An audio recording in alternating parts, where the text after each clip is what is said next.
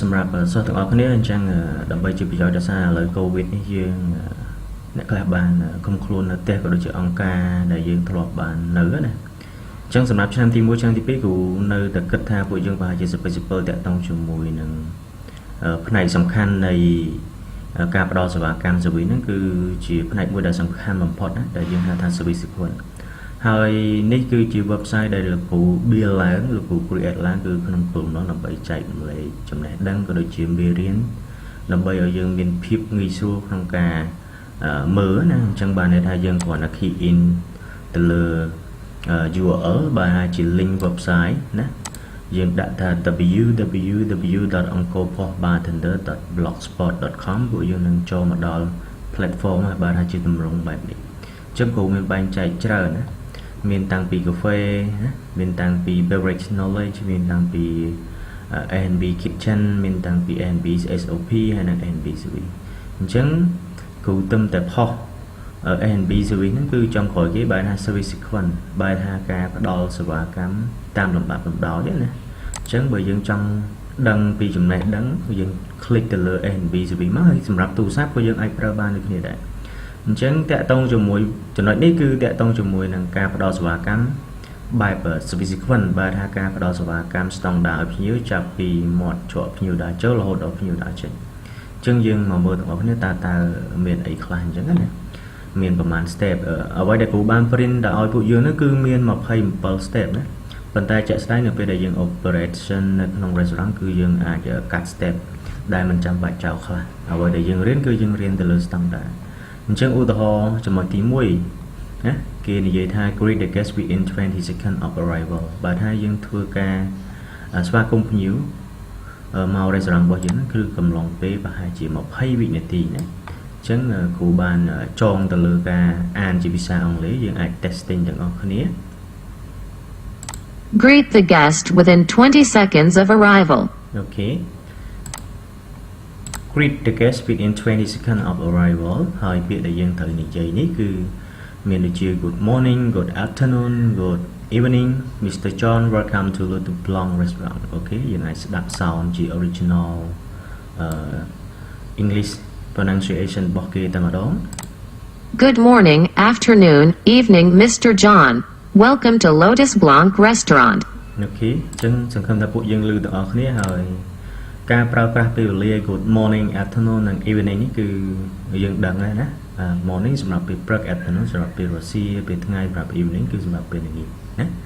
អូខេអញ្ចឹងចំណុចទី1យើងចូលដល់ចំណុចទី2ដែលយើងហៅថា ask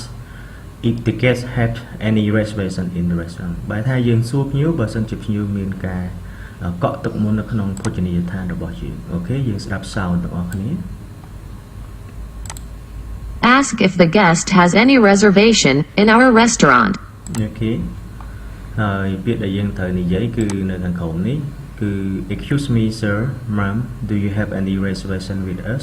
Okay យើងស្ដាប់ sound ជា original របស់គេតែម្ដង Excuse me sir, ma'am, do you have any reservation with us? Okay យើងបញ្ចប់ចំណុចទី2រហូតមកគឺយើងមកដល់ចំណុចទី3 If yes verify guest name and check reservation log if not verify how many people will join their meal for the table arrangement ជំនេះចង់និយាយថាបើសិនជាគាត់មានការធ្វើកក់ទុកមុនណាអញ្ចឹងយើងត្រូវតែ check ទៅលើឈ្មោះរបស់គាត់ហើយយើងទៅ check នៅក្នុងសៀវភៅ reservation log ដែលនៅកន្លែង cashier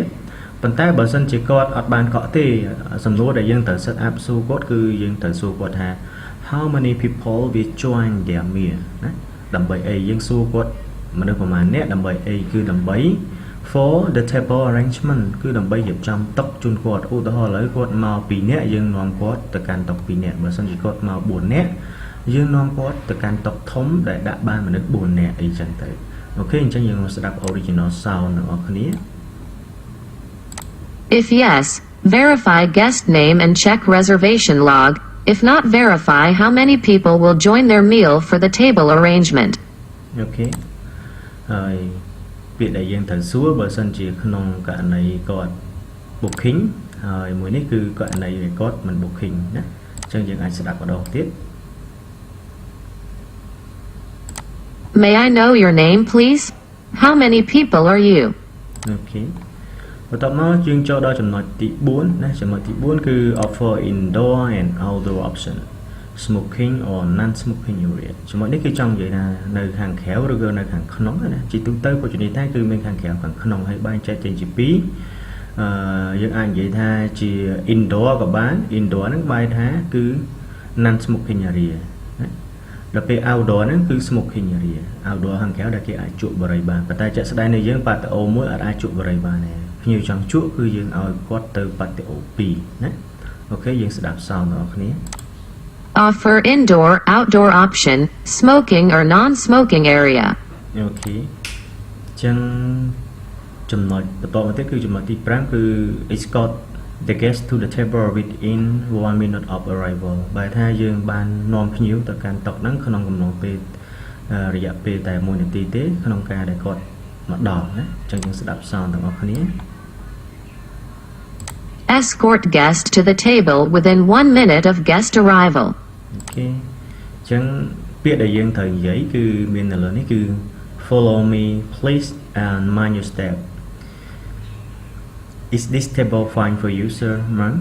ចំណុចនេះគឺតើតើមួយ follow me please នេះគឺសូមអញ្ជើញឲ្យគាត់មកតាមយើងហើយចំណុចនេះគឺយើងត្រូវដើរទៅមុខគាត់ក្នុងគម្លាតប្រហែលជា1ម៉ែត្រទៅ1ម៉ែត្រកន្លះណាយើងអាចឲ្យភ្ញៀវដើរទៅខ្លួនឯងទេហើយ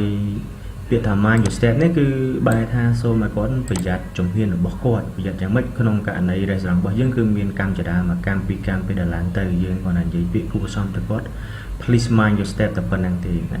បន្ទាប់មក is this table fine for you sir ឬក៏មិនទេបែរថាតើតុនេះគឺ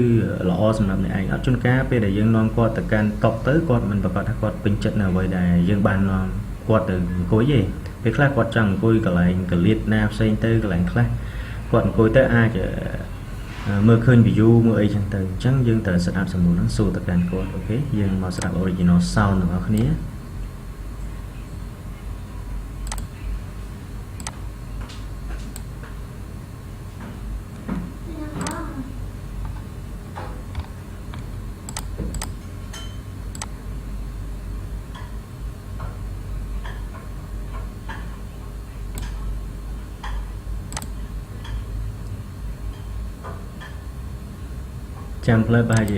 Follow me please, and mind your step sir, ma'am. Is this table fine for you sir, ma'am? Okay, យើងស្ដាប់ម្ដងទៀត Follow me please, and mind your step sir, ma'am. Is this table fine for you sir, ma'am? Okay អញ្ចឹងយើងបញ្ចប់ចំណុចទី5ហើយឥឡូវយើងបន្តដល់ចំណុចទី6អញ្ចឹងកន្លែងនេះគឺ assist the guest with sitting pull chair and unfold the napkin បែរថាយើងត្រូវតែជួយឲ្យគាត់អង្គុយណាយើងលះលវក្នុងការទាញតុទាញកៅអីឲ្យគាត់ណាសេរីតុសេរីកៅអីគាត់ហើយយើង lay napkin ទៅឲ្យភ្ញៀវដាក់ទៅលើផ្លូវភ្ញៀវណា Assist with seating, pull chair, unfold napkin អូខេអញ្ចឹងពាក្យដែលត្រូវនិយាយពេលដែលយើងទាញកៅអីហើយយើងរុញកៅអីចូលគាត់វិញគឺពាក្យដែលយើងត្រូវនិយាយគឺ please take a seat ណា Please take a seat sir, ma'am ពាក្យថា please take a seat ហ្នឹងគឺបានថាសូមឲ្យគាត់អញ្ជើញអង្គុយណាហើយចំណុចចុងក្រោយនៃក្នុងការដែលយើងមើលវីដេអូនេះគឺបញ្ចប់សូមត្រឹមចំណុចទី7ហ្នឹងសិនហើយពួកយើងព្យាយាមយកចិត្តទុកដាក់ក្នុងការរៀនតាក់ទងជាមួយនឹង step service sequence ហ្នឹងហើយបើសិនជាយើងចង់រៀនបន្តទៀតគឺយើងអាចរៀននៅក្នុង website របស់លោកគ្រូបានណាអញ្ចឹងសម្រាប់វីដេអូនេះគ្រូបញ្ចប់ត្រឹមចំណុចទី7នេះអញ្ចឹងចំណុចទី7គឺឲ្យយើង present the drink list ឬក៏ menu offer children menu where need direct offer gas still or sparkling water អានេះជាទូទៅគឺស្តង់ដារនៅក្នុងកតែទេណាអញ្ចឹងយើងមកស្ដាប់ sound original ទាំងអស់គ្នា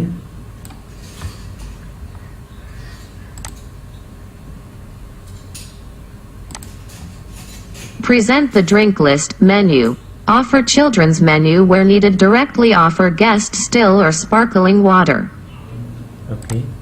ចឹងពាក្យដែលយើងត្រូវនិយាយនេះគឺថា Mr. John here is our drink list and we would like to inform you that the orange juice today is not available. If have item not available កន្លែងគូដាក់សញ្ញា វងកញ្ចក់នេះបែរថាបើសិនជាក្នុង restaurant របស់យើងអត់មានលក់អីមួយយើងត្រូវតែ inform ប្រាប់ភ្ញៀវនៅពេលដែលយើង presentation ទៅលើ menu មិនថា menu page ឬក៏ menu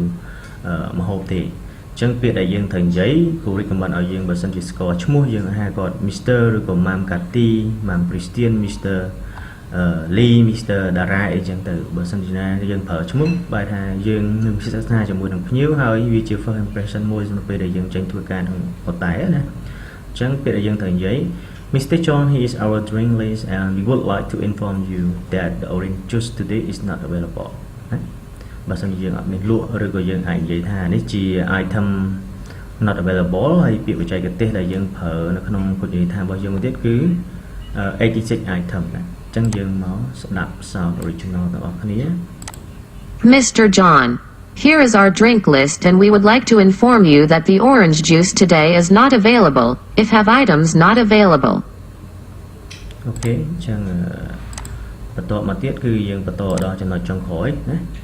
ពេលដែលយើងកំងគាត់ឲ្យហើយអញ្ចឹងពេលដែលយើងត្រូវនិយាយគឺ May I serve you a bottle of still sparkling water to start first បែរថាតើខ្ញុំអាចកំងទឹកសុទ្ធម្ដងឬក៏ទឹកដែលមានជាតិហ្គាសម្ដងសម្រាប់ឲ្យអ្នកដើម្បីជាការចាប់ផ្ដើមមុនបានដែរឬទេណាហើយបន្តមកទី2គឺ we will shortly come back to take your order please take